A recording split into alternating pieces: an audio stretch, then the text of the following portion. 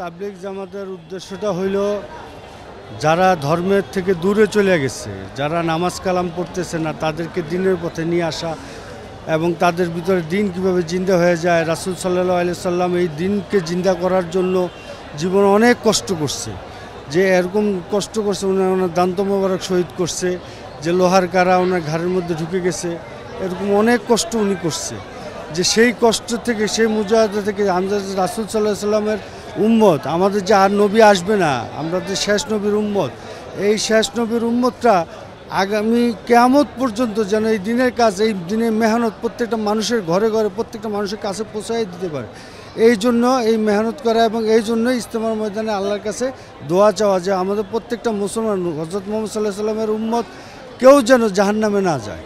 ইজতেমায় মানুষ আসে দিন শিখার জন্য, দিন চেনার জন্য, দিন মানার জন্য, আল্লাহ তাআলার সাথে বান্দার যেন সম্পর্ক তৈরি হয়ে যায়। সেই জন্যে আল্লাহ রাব্বুল আলামিন কোরআনে বলছে, বাল্লিগ মা উনজিলা ইলাইকুম মির রাব্বিকুম, তুমি প্রচার করো যা তোমার রবের পক্ষ থেকে তোমার প্রতি নাজিল করা হয়েছে।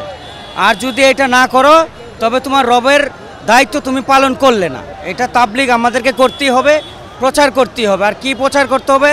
যা আমাদের রবের পক্ষ থেকে আমাদের নাজিল করছে সেটা।